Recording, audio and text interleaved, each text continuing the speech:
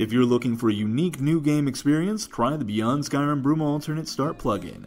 It has normal options that let you begin in a safe tavern or campsite near Bruma, or you can choose to challenge yourself by spawning in one of the riskier locations, forcing you to face dangerous enemies while searching for a way to the city. You'll encounter new dungeons, ingredients, and creatures, and have a forced opportunity to explore the unique clothing options of Cyrodiil before becoming a dragon slayer.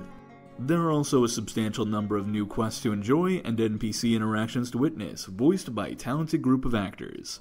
You are nothing more than jealous maggots, grasping your waist to insult me and belittle my talent.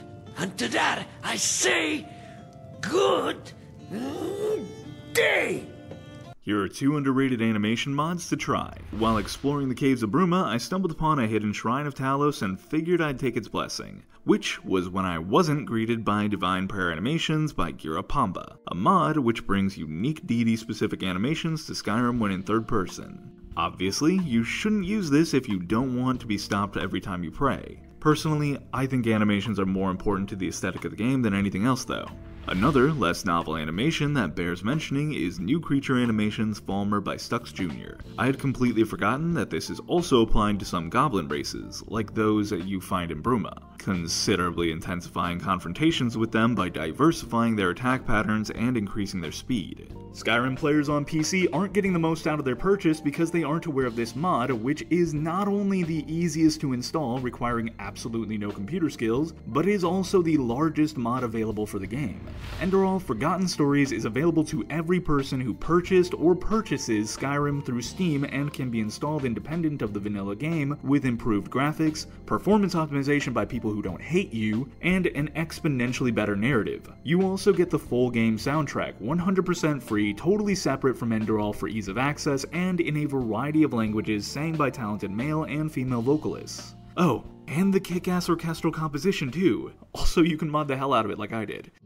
He bid her farewell, a love still young and green. She thought she'd soon be in his arms again.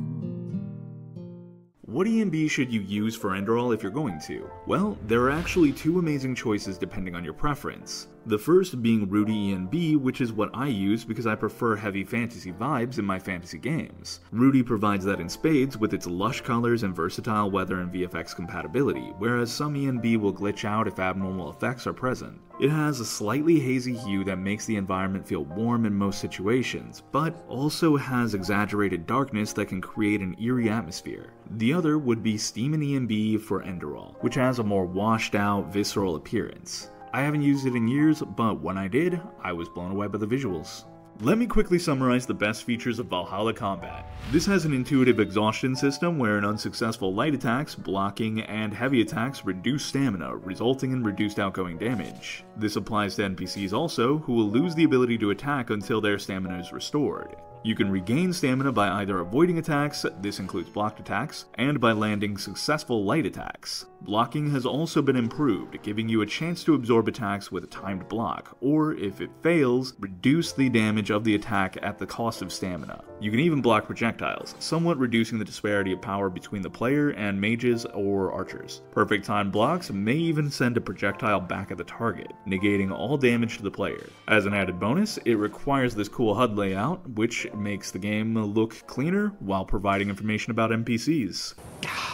You just had to press the issue, didn't you? Now this one must take your life.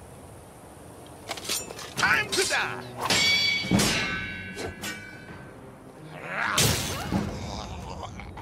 There are a lot of amazing mods that change the way you begin adventuring. One of the most impactful and underrated Skyrim mods I use every single time I start a new game is Palladium Racials. The idea behind this is to remaster the different racial abilities for both the player and non-player characters. This improves the combat of the game by somewhat randomizing the powers you'll encounter in battle. For instance, I chose to be a Redguard this time, which provided me with a spectacular silver scimitar plus a support power that increases my stats and even a divine destruction spell that does extra damage against undead. But many of the races have alternative options with totally unique abilities for the race of your choice. Dark Elves, for instance, have 3, primarily focused on conjuration abilities rather than unique weapons. This is the only mod I've ever encountered which truly incentivizes you to choose abnormal races. In fact, I'll probably never go back to being a Nord again because that is one of the 2 races the author didn't flesh out. Because I want an excuse to tell people Ghostwire Tokyo is free on Epic Games, let's talk about 3 minor Skyrim spellcasting mods, starting with Strange Magic. This mod adds complex visual spell effects to each school of magic, resembling those seen in Marvel's Doctor Strange. They are purely aesthetic, but the effects blend incredibly well with Valhalla Combat, especially wards, which release a flurry of sparks when dissipated. Dynamic Random Spell Idle by Smooth is a little more than what it claims to be. Not only do you get a few unique idle animations for when you're standing around, but also equipping and unequipping animations for additional flair. Finally, Spell Incantations by MindParalysis is a unique mod that adds voice spellcasting to Skyrim, providing you with several models to choose from in the mod configuration menu, including some of the characters from The Legend of Vox Machina. Enjoy.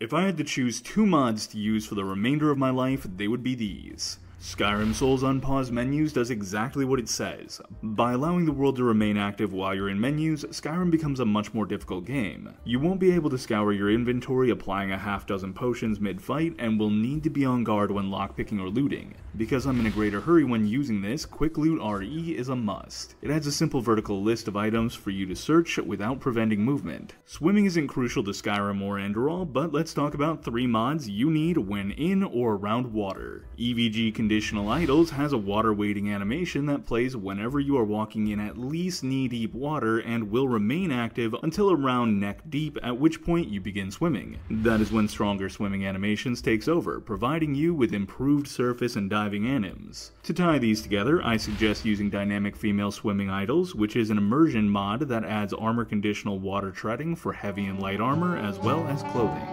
I am strolling along, just minding my business, humming a song. I'm happy by myself, not a care in the world. This is the life